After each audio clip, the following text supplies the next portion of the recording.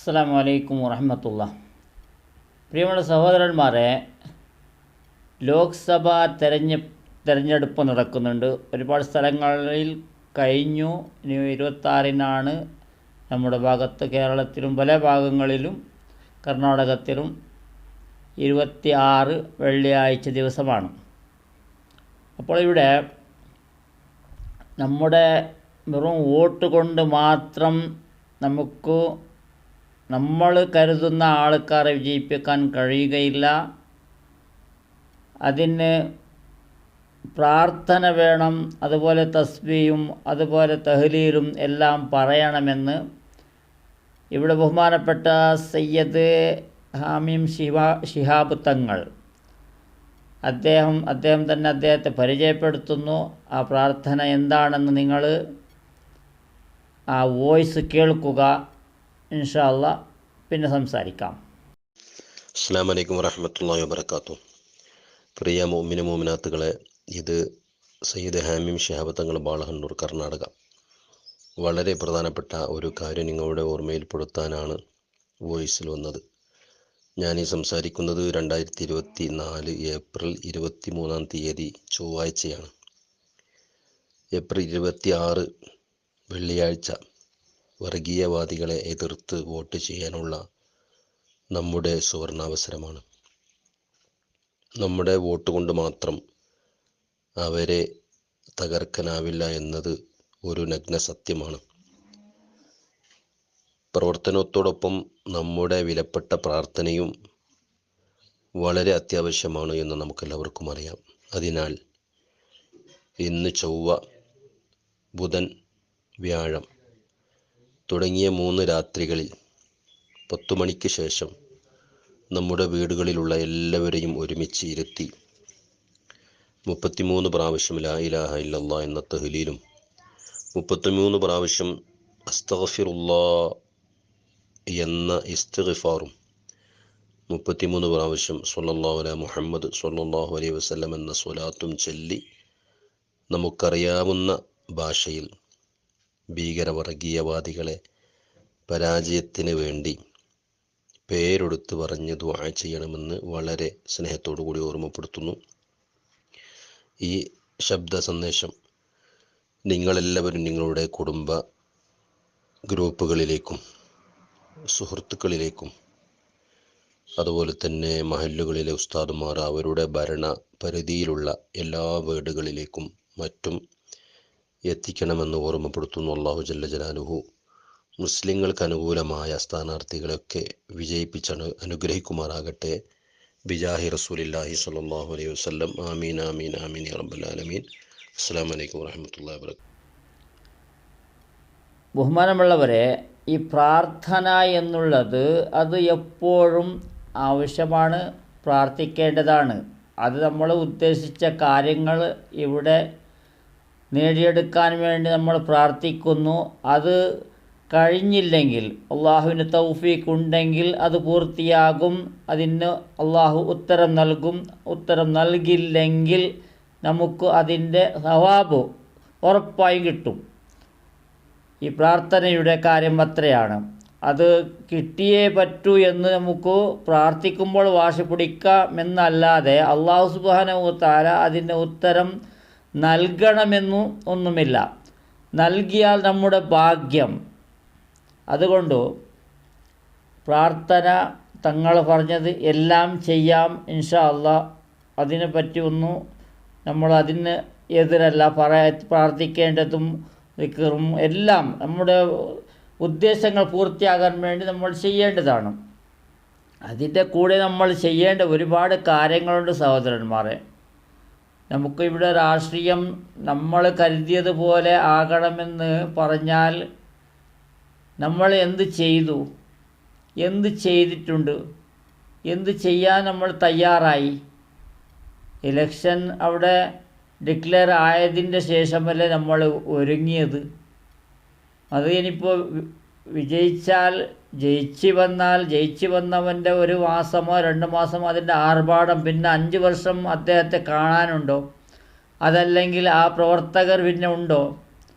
ഒന്നുമില്ല. ഇവിടെ നമ്മൾ ചെയ്യേണ്ടത് ഇതെല്ലാം പണ്ടേ ഉള്ളതാണ്. ഞാൻ പറഞ്ഞത് ഇത് പണ്ട് മുതലേ ഉള്ളതാണ്. ഇലക്ഷൻ ആ സമയത്ത് വരും, എല്ലാവരെയും കാണും, മത്സരിക്കുന്നവനും വീടാന്തരം വരും. പിന്നെ അദ്ദേഹത്തിനെ കാണണമെങ്കിൽ മഷിയിട്ട് നോക്കേണ്ടി വരും. അപ്പോൾ നമ്മൾ ചെയ്യേണ്ടത് ഒരുപാട് കാര്യങ്ങൾ ഒരു മഹല്ലിൽ, ഒരു ഗ്രാമത്തിൽ, ഗ്രാമീണ ഭാഗത്തിലാണെങ്കിലും ഒരു മഹല്ലിലാണെങ്കിലും നമ്മുടെ ജമാഅത്തിലാണെങ്കിലും ഒരു 50-100 വീട് മുസ്ലിമിൻ്റെ വീടുകളുണ്ടാകാം. അതുപോലെ പാവങ്ങളുടെ വീടുകളുണ്ടാകാം. പാവങ്ങൾ എന്ന് പറഞ്ഞാൽ ഇതര മതസ്ഥരും, അവരത് വോട്ടാണല്ലോ, ആ വോട്ടിനും നല്ല വിലയുണ്ട്. അപ്പോൾ അവർക്ക് ഏത് ഗവൺമെൻറ് വരട്ടെ, ഏത് സർക്കാർ വരട്ടെ, ആര് ഭരിക്കട്ടെ, അവിടെ എല്ലാ ജാതികൾക്കും ഓരോ ജാതികളുടെ പേരിലും അതുപോലെ ഓരോ വർക്കിൻ്റെ പേരിലും, ബീഡിയുടെ പേരിൽ, ബീഡി തിരക്കുന്നവരുടെ ആ രീതിയിലുള്ള അതിൻ്റെതായിരിക്കുന്ന, അതുപോലെ വേറെ ജോലി ചെയ്യുന്ന, ബിൽഡിങ് കട്ടടം കെട്ടുന്ന അവർക്കുള്ള ആനുകൂല്യങ്ങൾ, അവരുടെ മക്കൾക്ക് പഠിക്കാനുള്ളത്, അതുപോലെ സബ്സിഡി ലോണുകൾ, ഇതുപോലെ കാര്യങ്ങൾ ഫ്രീ ആയി കിട്ടുന്ന, ഗവൺമെൻറ്റിൽ നിന്ന് സർക്കാരിൽ നിന്ന് കിട്ടുന്ന ഇതെല്ലാം സൗകര്യം അവർക്ക് എത്തിച്ചു കൊടുക്കാൻ ശ്രമിക്കണം. ഇത് പെട്ടെന്നല്ലോ അവിടെ വോട്ട് വന്ന് ഇലക്ഷന് വന്നു എന്ന് പ്രചരിപ്പിച്ചതിൻ്റെ ശേഷം, ഡിക്ലെയർ ചെയ്തതിൻ്റെ ശേഷം, നോമിനേഷൻ കൊടുക്കാൻ തുടങ്ങിയതിൻ്റെ ശേഷം നമ്മൾ വെപ്രാളപ്പെട്ട് നീയും വോട്ടിടാൻ വരണം, വന്നോളൂ, ഇട്ടോളൂ, നമ്മൾ പറഞ്ഞ ആൾക്ക് ഇട്ടോളൂ എന്ന് പറഞ്ഞാൽ ഈ നമ്മൾ പറഞ്ഞ ആൾ ഇതുവരെ എന്ത് ചെയ്തു എന്ന് വേണ്ടി സഹോദരന്മാരെ? വോട്ടിടുന്ന ഒറ്റ പണി മാത്രമേ ഉള്ളൂ. വോട്ടിട്ട് ആ വരുന്ന അടുത്ത വോട്ട് വരെ പ്രവർത്തിക്കണം. അതുപോലെ ആർക്കാണ് ഇവിടെ ID കാർഡ് ഇല്ലാത്തത്, ആർക്കാണ് വോട്ടിടാൻ കഴിയാത്ത, അവർക്കുള്ള ഡോക്യുമെൻറ്റ്സ് ഇല്ലാത്തത്, ഇതെല്ലാം അന്വേഷിച്ച് ഓരോ ജമാഅത്തിൽ നിന്ന് ഒരാളെ അതിൻ്റെ എവിടെ പോയും സംസാരിക്കാൻ, അധികാരികളോട് സംസാരിക്കാൻ കഴിയുന്ന, അല്പം അതിൻ്റെ വിവരമുള്ള, ചെറിയ വിദ്യാഭ്യാസമുള്ള ആൾക്കാരെ നിയമിച്ച് ഓരോ കാര്യങ്ങൾ, പാവങ്ങളുടെ കാര്യങ്ങൾ അവർക്ക് ഒറ്റയ്ക്ക് പോയി ചെയ്യാൻ കഴിയുകയില്ല, അറിയുകയില്ല, അവർ പോവുകയില്ല. അതിന് ചെയ്തു കൊടുക്കാനുള്ള ഒരു സംവിധാനം നമ്മൾ എല്ലായിടത്തും ഉണ്ടാക്കിയാലാണ് നമ്മൾ പറഞ്ഞതുപോലെ നമുക്ക് ഇത്ര വോട്ടുണ്ട് എന്ന് പറയാം. ഏത് പാർട്ടിക്ക് നമുക്ക് ഇഷ്ടമുണ്ടോ ആ പാർട്ടിക്ക് ആ വോട്ടിന് കൊടുക്കാം. അത് കൊടുക്കുമ്പോൾ നമുക്ക് ഇന്നതായിരിക്കുന്ന പണി, ഇവിടെ ജോലി ചെയ്യണം, ഇവിടെ ഇന്നുള്ള ആവശ്യങ്ങൾ ഉള്ളതാണ്, അത് നിങ്ങൾ നിറവേറ്റുമെങ്കിൽ നിങ്ങൾക്ക് വോട്ട് തരാമെന്ന് പറഞ്ഞ് ആ കണ്ടീഷനോട് കൂടെ നമ്മൾ ആ വോട്ട് കൊടുക്കുമ്പോഴാണ് അതിനൊരു ഗൗരവമുള്ളത്. അദ്ദേഹം ചെയ്തില്ലെങ്കിൽ അടുത്ത പ്രാവശ്യം നമുക്ക് ചോദിക്കാനുള്ള പവർ കൂടി അവിടെ ഉണ്ട്. ഇതൊന്നും മനസ്സിലാക്കാതെ നമ്മൾ വീട്ടിലിരുന്ന് ദുആ ചെയ്തത് കൊണ്ട് നമ്മൾ വിജയിക്കുമെന്നോ, ഫാസിസ്റ്റ് വർഗം ഇവിടെ അധികാരത്തിന് വരാൻ പാടില്ല എന്ന് പറഞ്ഞ് നമ്മൾ ദുആ ചെയ്തത് കൊണ്ട് ഒന്നും സംഭവിക്കാനില്ല. ദുആ നമ്മൾക്ക് എപ്പോഴും ചെയ്യേണ്ടതാണ്. അതിൻ്റെ ഓരോ പ്രാവശ്യം ഓരോ സന്ദർഭങ്ങളിൽ അള്ളാഹു ഉത്തരം നൽകും. നമ്മൾ പ്രവർത്തിക്കാതെ ദുആ മാത്രം ചെയ്തത് കൊണ്ട് നമുക്ക് ഉത്തരം നൽകുകയില്ല. നമുക്ക് ഇന്നത്തെ ദിവസത്തിൽ 1000 രൂപ ചിലവുണ്ട് എന്ന് പറഞ്ഞ് നമ്മൾ ദുആ ചെയ്തുകൊണ്ട് വീട്ടിലിരുന്നാൽ നമുക്കൊന്നും ലഭിക്കുമോ? ഇല്ല. ദുആ ചെയ്തുകൊണ്ട് നമ്മൾ വർക്ക് ചെയ്യാൻ പോകണം, ജോലിക്ക് പോകണം. അതുപോലെയാണ് ഇവിടെ രാഷ്ട്രീയവും. അതുപോലെയാണ് ഓരോ ഗ്രാമത്തിലെങ്കിലും നമ്മുടെ ഒരാൾ വേണം. ആ ആൾ ഏത് സർക്കാർ വേണമെന്നാകട്ടെ, ഇനിയിപ്പോൾ BJP വരട്ടെ, NDA വരട്ടെ, ഇന്ത്യ വരട്ടെ, അതിൽ വേറെ ഏതെങ്കിലും മിക്സുള്ള സർക്കാർ വരട്ടെ, ഏത് വന്നാലും അവിടുന്ന് കിട്ടുന്ന ആനുകൂല്യങ്ങൾ എത്തിച്ചു കൊടുക്കണം. അതല്ല, BJP വന്നാൽ അടുക്കുക പോലുമില്ല നമ്മുടെ മുസ്ലിമീങ്ങൾ. നമ്മുടെ അവകാശം അതെല്ലാം ഇങ്ങനെ വേസ്റ്റായി പോകുന്നു. ആരും അതിനെ വാങ്ങാൻ പോവുകയില്ല. അത് ഭയപ്പെടുത്തി പോലും പറയുന്നു, അത് BJP വന്നാൽ നമുക്കത് പോകാൻ പാടില്ല എന്നും, അതല്ലെങ്കിൽ നിങ്ങൾ പോയാൽ അവർ അതിനെ കണക്കിലെടുക്കില്ല എന്നും ഇങ്ങനെ പറഞ്ഞ് ആനുകൂല്യം 5 വർഷം 10 വർഷത്തോളമായി നഷ്ടപ്പെടുന്നത്. മുസ്ലിമുകൾ കിട്ടുന്നില്ല. പട്ടികജാതി വർഗങ്ങൾക്ക് കിട്ടേണ്ട സൗകര്യങ്ങൾ, അവിടുത്തെ ആനുകൂല്യങ്ങൾ ഫ്രീ കിട്ടുന്നത് എല്ലാം വേസ്റ്റാണ്. അതിനെ എത്തിക്കാനുള്ള ഒരാൾ വേണമെന്നാണ് നിങ്ങൾ നല്ലപോലെ മനസ്സിലാക്കണം. ആ ആൾ നമ്മുടെ മഹല്ലിലോ നമ്മുടെ ഗ്രാമത്തിലോ ഒരാളെ നമ്മൾ നിയമിക്കണം. അതിന് ആ നിയമിക്കുന്ന ആ കമ്മിറ്റി ഉണ്ടല്ലോ, ആ കമ്മിറ്റിൻ്റെ അണ്ടറിൽ അത് നിയമിച്ചാൽ അവിടുന്ന് അദ്ദേഹത്തിന് ചെറിയൊരു ശമ്പളം പോലും നമ്മൾ കൊടുക്കേണ്ടതാണ്. പിന്നെ ഓരോരുത്തർക്കുള്ള ആനുകൂല്യങ്ങൾ ചെയ്തു കൊടുക്കുമ്പോൾ അവരും എന്തെങ്കിലും അദ്ദേഹത്തിന് ചെറിയ തുക അവിടെ ഏൽപ്പിക്കാനും സാധ്യതയുണ്ട്, കൊടുക്കും. അവർക്ക് കിട്ടുന്ന ഒരു 10,000 25,000 അതല്ലെങ്കിൽ പലിശയില്ലാത്തതായിരിക്കും ലോനോ, അതല്ലെങ്കിൽ വീട് കെട്ടാനുള്ള സൗകര്യം, ഇതെല്ലാം ഒരുപാട് സൗകര്യങ്ങൾ ഇത് ഗവൺമെൻറ്റോട് പറയുന്നുണ്ട്, പ്രചരിപ്പിക്കുന്നു. അതെല്ലാം സത്യമാണ്. അതിനെ എടുക്കാനുള്ള വഴിയാണ് തേടേണ്ടത്. ആ വഴി അറിയുന്ന ആളെയാണ് നിയമിക്കേണ്ടത്. അതല്ലെങ്കിൽ ആ വഴിയെ അന്വേഷിക്കാൻ കഴിയുന്ന ഒരാളെയാണ് നമ്മൾ ഓരോ മഹല്ലിലും നമ്മൾ നിയമിച്ചാൽ മാത്രമേ നമുക്ക് നമ്മൾ പറഞ്ഞ ആളെ വിജയിപ്പിക്കാൻ കഴിയും. അപ്പോഴാണ് നമ്മൾ അവരുടെ പാവങ്ങളുടെ കാര്യങ്ങൾ ചെയ്തു കൊടുക്കുമ്പോൾ നമുക്ക് പറയാം, ഇതുപോലെ നമ്മൾ ചെയ്തു തന്നിട്ടുണ്ട്, നമുക്ക് ഇന്നാലിന്ന MP സീറ്റിലേക്കുള്ള ഇന്നാലിന്ന വ്യക്തിയാണ് നമുക്ക് വേണ്ടത്. ഇവിടെ ആണെങ്കിലോ DK സുരേഷ്, അതുപോലെ സമദാനി, അതുപോലെ ഒരുപാട് ആൾക്കാർ, കുഞ്ഞാലിക്കുട്ടി പോലെയുള്ള കേരളത്തിലാണെങ്കിൽ ഇവിടെയും DK ശിവകുമാറുണ്ട്, DK സുരേഷുണ്ട്. ബാംഗ്ലൂരിലാണെങ്കിലോ അവർക്ക് നമ്മൾ വോട്ട് കൊടുക്കാമെന്ന്.